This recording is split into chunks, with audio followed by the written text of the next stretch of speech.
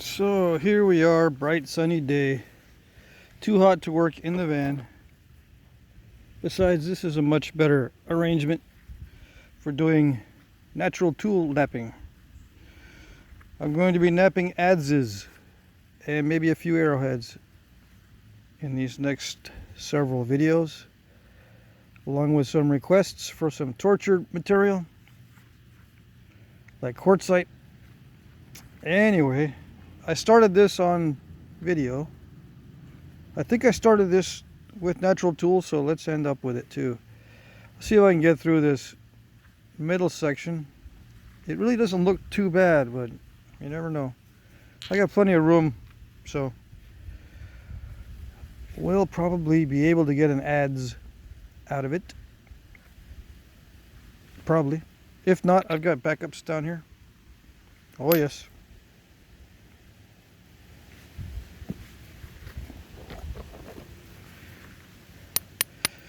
So why natural materials? Because I want to. That's all. I want to get into woodworking with stone tools anyway, so it doesn't really feel right to nap these pieces that I'll be working wood with metals, napping with metals on these tools. So everything's going to be natural materials. Yeah, fun times. Wonderful, beautiful. I'm napping with steel and all that other stuff off camera. Oh yes. I even got so frustrated last night with a project that I was contemplating on grinding it down with an artificial abrader to get one of the step fractures off. Oh yes, but that's going to be off camera.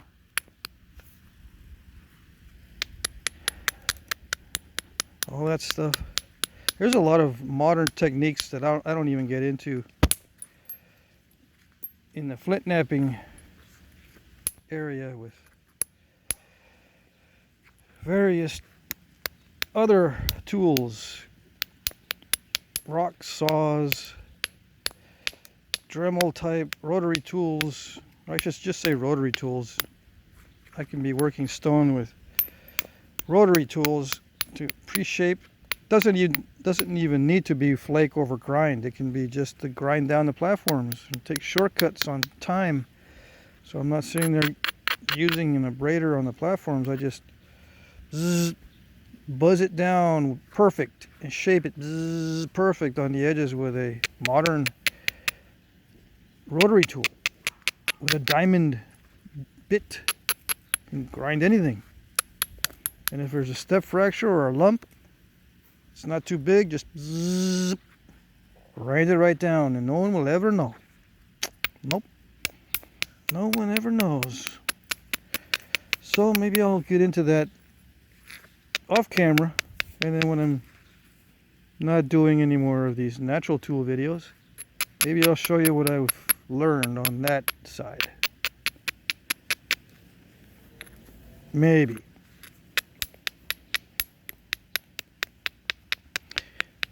Yeah. But I'm a boomer, right? I'm not supposed to share my knowledge. Baby boomer. Okay, boomer. Doom and gloomer boomer. Why should I share my hard-earned knowledge? Kids?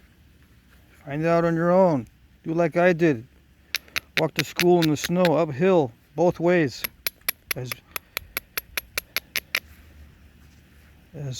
Bill Cosby would say. Back before everything turned to trash, or everyone was trashed. There's hardly any people left that are not trashed by the media or whatever. Used to love Bill Cosby. Well, I still do. I don't know. Things have changed. Alright. Enough of that. That's enough to get you depressed. So what am I doing here? I'm just knocking off all the delicate edges like usual. Except with the natural tools, it's a little bit slower, more careful, because I got to make sure my platforms are not messed up, because it's difficult to remove nice flakes with natural tools. Why? Because the tool itself is not consistent. Sometimes it'll break on you. Yes, the hammer stones will break. Sometimes the antlers will split. Sometimes the billets are not heavy enough to do the job, it seems. So you have to really crank up the speed on the hits. Sometimes you need a great big gigantic swinging billet. Get some velocity on this stuff. Alright? What people really want to see is modern scientific equipment attached to these old tools so they can get the modern scientific analysis on what's going on. How many foot-pounds? Force. What is the number of G's in the front of the billet compared to middle of the billet and so on? How many G's are you pulling or whatever? What's the momentum and all this scientific stuff that can only be done with modern instruments on these old instruments? Seems like a little bit of a mix-up there, but that's what people want. I forget how far those flakes travel. Hold on.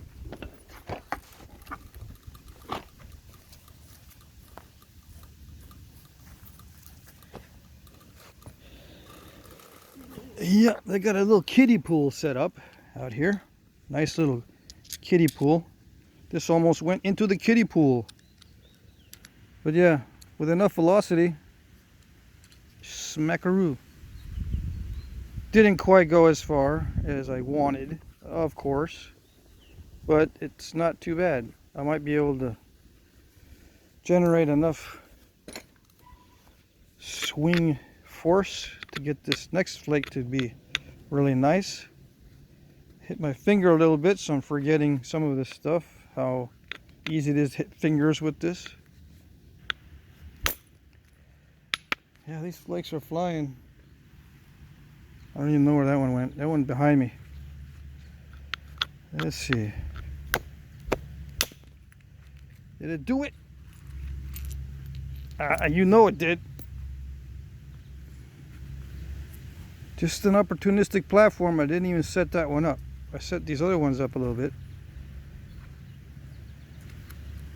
You know how it goes on this channel. I'll be saying that a lot. Now this doesn't have to be thick at all. I mean thin at all. It can be thick. And what side is flattest? Just flatten both sides and then choose the flatter one later. How's that? Ooh, I can narrow-tize it. Yep, make it more narrow, that way I can shoot some flakes into the center. Narrow-tize it. Oh yes, just because I'm using authentic materials doesn't mean I'm going to be using authentic English. Oh no. Using the flat spot. Yes, I know I'm not using natural tools in the proper way. You guys that can't handle thinking outside the box, you know where you can change your channel to. Plenty of other guys doing the proper natural material techniques. Yeah, but there's nobody making videos, so we got no choice in this. We watch yours. It's a bummer because you're a loser. I know. And I'm going to make it really difficult for you to watch, because I still make fun of the antler people. Oh yes. On and off camera. Oh yes. You guys that don't know, I'm not gonna tell you what that is. Oh no. I am not. I am not. So when you guys in the comments can fill them in, I'm not gonna do it. Alright, let's see. Dang, we're halfway done already. Halfway done already? I thought this was gonna be a nasty piece. I thought this was gonna be hard. Oh, just wait. Wait till I get down to when I need it to flake perfectly. Oh, you haven't seen. You guys don't know.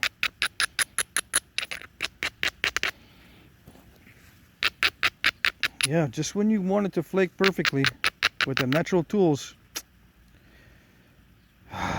You guys don't know what happens.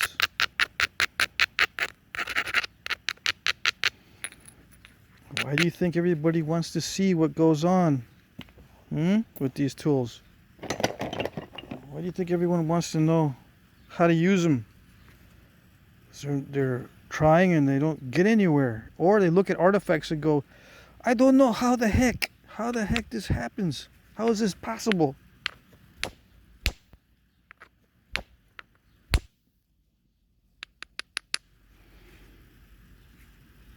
Well, it's not possible like that. I'm not getting anywhere. This is moose, by the way. Moose antler. This is moose antler. This is axis deer antler. Okay. Just so you know. Very dense. Alright. Now, what's the most densest? This is the most densest. Well, what we can get. This is whitetail. I like whitetail antler. It's just that I don't tend to use it much because this is longer, straighter, and heavier. It's kind of curvy.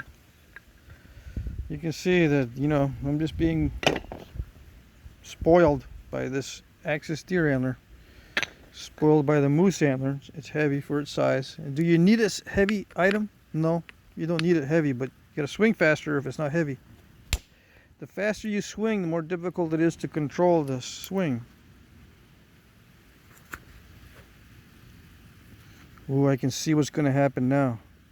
Now, if that's the top of the adze, I don't have to worry because the straps and the binding goes over that. It does not have to be pretty. But you know what? Everyone wants to see pretty on the videos. Why do I even pay attention to that?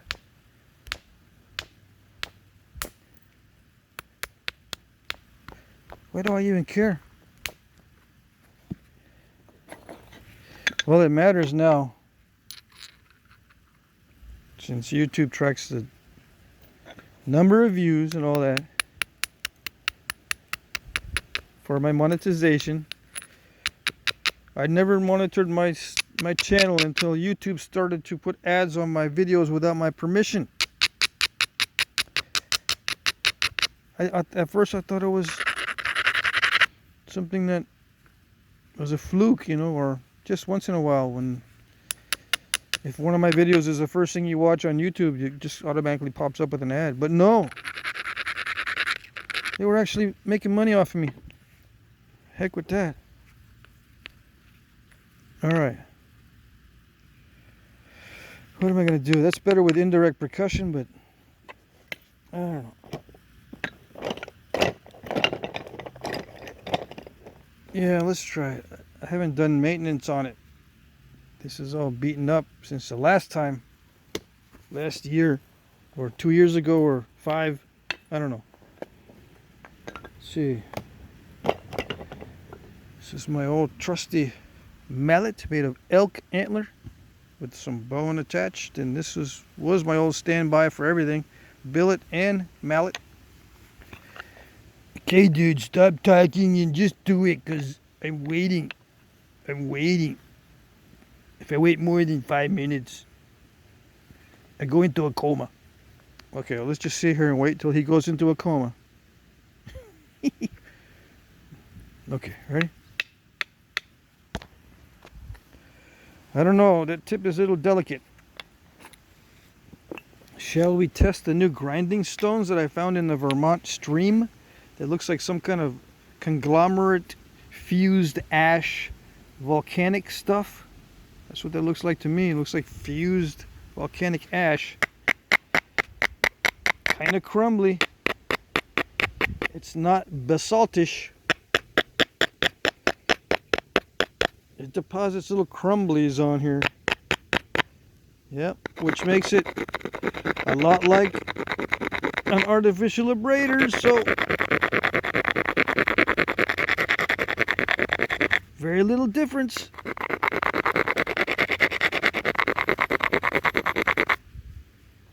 Mix of little antler residue and stone residue. It's awesome.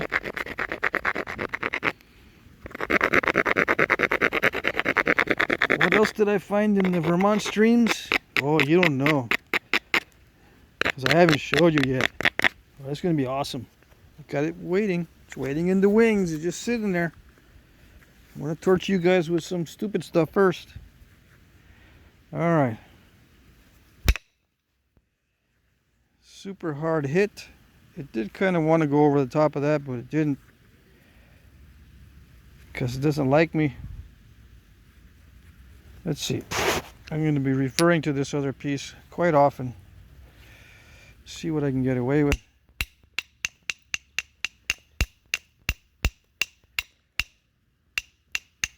Antler on antler is kind of loud. I forgot.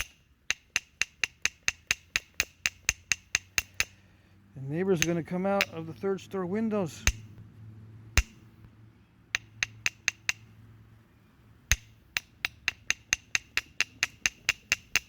Third store windows? Third story. They're going to be looking out. They're going to be looking at the third story windows. What is that clicking noises? Are there deer fighting next door? What is it? No. It's just a crazy guy smacking rocks.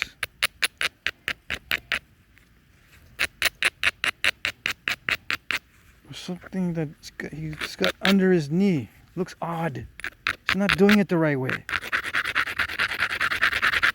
Even third story people know I'm not doing this the right way. Oh yes.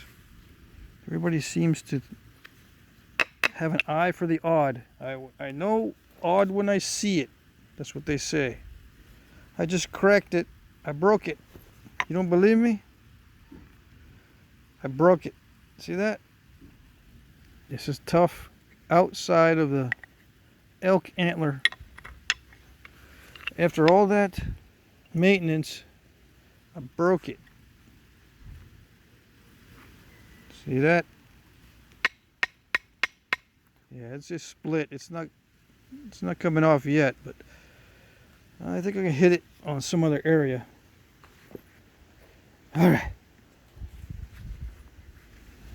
So you guys that have these tools that you've been using for 20 years, you are not hitting difficult stone. And if you are,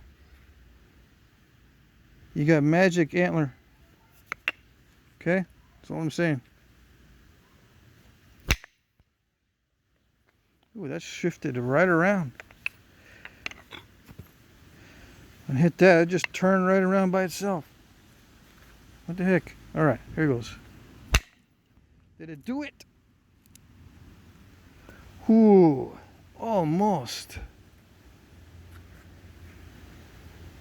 Am I going to do this play by play every single time? Probably. I'm getting requests. Can you stop and explain every single strike, please? And on the emails, you know, I go, yeah, I can try to do that. Yeah, but I mean really stop. Stop everything. Explain everything. Zoom in on everything. Because I can't do it. It's not working. Yeah, well, I'll try. I'll try to stop with every strike. But you know I won't, right? It's a secret. Don't tell anybody. I'm gonna try, but you know how that goes. I can hear the echo of these strikes. Alright. Yeah. But it's so much better to be out here than in the back of the van. Oh yes. Can I do this with hammerstone? Oh yeah. It's so much more accurate with the indirect percussion. Did they use the indirect percussion back in the day? Well, if they didn't, they don't know what they're missing. And they had thousands of years to figure it out. It only took me 3 years to come up with it, with this particular style behind my knee. Indirect percussion was in use long before I started napping, but in different forms. Different ways to do it. Behind the knee is just one way. It's just my way. That's it. You can use any kind of indirect tools you want.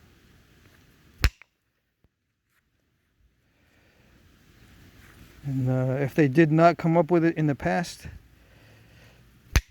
they missed out. After thousands of years, they didn't come up with the indirect percussion. They missed out. If you believe that they didn't come up with it, I think you're believing in something pretty far-fetched. Whatever it is you're believing, as far as the Flintknapping goes. Only billets, man. Only hammerstones, man. That's it. I don't want to see no indirect. All I want to see is elbow grease and direct percussion. Not to grinding and hitting. Grinding and hitting. That's it. Alright. I don't listen to those guys. Ever. Not ever? Nope, not ever. Ever, never, never. Alright. Almost done here. And we can refine this Adze blade later. I just want to get the general shape for hafting.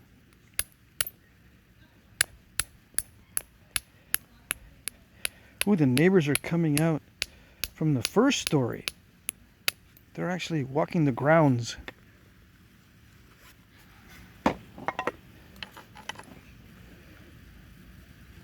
Oh, let's see. I don't know. I'm going to have to flatten this out a little bit more.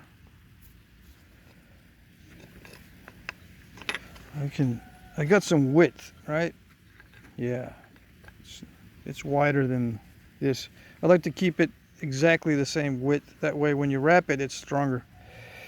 So when I take down some of the width, I can send some flakes over the top. I think I'm going to send them over the top of this since it's easier to nap. Easier to get the flakes to remove. So before I stick this angle in one side or the other, I'm going to try to flatten that side. I can try to flatten this out, but it's dicey. Take that lump out right there. I don't know what's easier, to take this lump off this side or take the lump off of this side.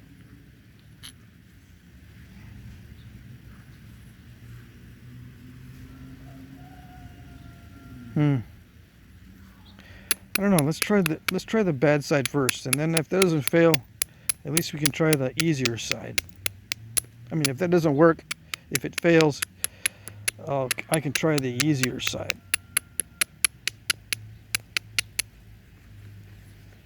Yeah, it's a good strategy.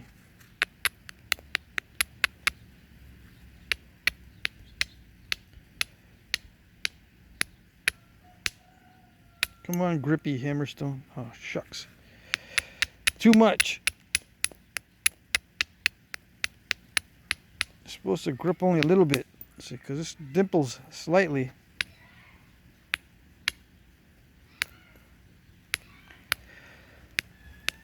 No, it don't make no sense because natural tools are supposed to work better than metals and stuff. Better. Natural tools are better. They work better. If you say so, dude. You know they do. You're just faking it. You know they work better.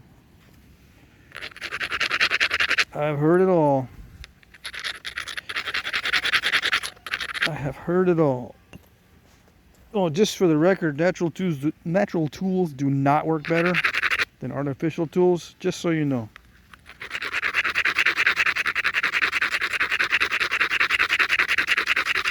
Okay. One chance to get that off of there.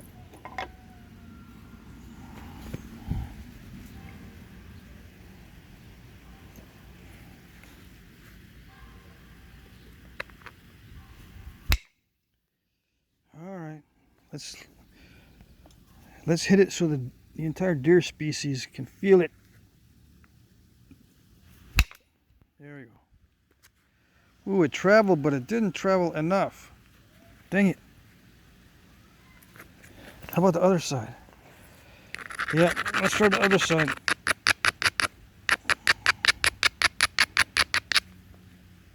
That's the best it could have done. You could not have done it with the artificial tools or metal. You don't think so? I don't know. I think I could do it in one strike instead of having to hit this over and over again. Not complaining, just comparing. I'll work this stuff with anything. Did it do it? Ooh, maybe. That's kind of flat. Is it flat enough though? You know what? I don't care. I'm just going to use it. Yes, I'm going to use it so I don't have to worry about it. So the angle is going to be that way. So I got to hit down this way. All right? Yeah. So why didn't I cut it so it's like that? Why do I cut it this way? Why don't I cut it like that so when I put this in there it locks in? So it doesn't move up or down. Well, because it splits this thing. It splits if you got it locked in and you're hammering with it, chopping with it, you're going to cause a split. This way it doesn't cause a split. It prolongs the life of your handle by cutting it this way. It also prolongs the life of your bit. Because if you got it locked in there and you're hammering, it's going to chip it. You want it to have a little bit of leeway. So it can move maybe a little bit. You don't want it locked in because it's brittle material. It chips around wherever it is making contact. But you'll learn it if you start using these. You will know this. People who make these fancy Stone Age tools in these fancy ways are obviously not using the tools. You got to start using the tools you make. That way you know that, oops, this is not going to work. Or, yeah, it's too complicated. I'm not going to be able to do this every single time, especially if I don't have all the materials I need in a pinch. Or if I'm hungry. Or someone poked me in the eye and I can't do it. Little mishaps. Someone poked me in the eye, so now I got to show someone else how to nap real quick, so... You know, one of my kids, come over here, kids. I can't really see. Can you nap this for me? Yeah, but Dad, you've been learning that one technique for 8 years. Oh, yeah, that's right. I can't teach you simple stuff to help me out. Dang it. I made my tools too complicated. Because I thought I was cool. Now what? And I don't think they use these things for hunting. or to make hunting implements. I think one of the biggest uses of these adzes is for constructing traps. Really? Oh yes. Traps are complicated affairs with fancy woodworking. You're going to need some fancy chopping going on. Some intricate details to construct these traps. That's what I think they were doing with these adzes. Not necessarily making weapons, projectile weapons, but constructing traps. You know, the complexity of the trap sometimes is requiring very controlled chopping techniques. Am I going to show you guys how to do traps? Make traps? That's one thing I don't have much experience with. I don't like setting traps. Maybe for fish, but that's about it. I really don't like traps for humanitarian reasons. I do like them, and I've set them up before for rodents and stuff. I suppose I could go into that. As long as I'm trapping something that's being a pest, I suppose it'd be alright. So yeah, that's pretty much it. I'll just refine the tip later. Pretty much done. I'm out of time. There's a little bit of a gap in there, so I could refine this adze bit a little bit more. But that's it. That's about as much as I would want to have it sticking out. It does rock, so I might have to shim it in there before I wrap it. I forgot that this needed to be very flat. When you start shooting flakes over the top, it causes a convexity. It does need to be flatter, which means that the edge needs to be turned a little bit further down, way below center line when you start doing these flakes, so they don't create a convexity. So next time I'll know better. Okay, all right.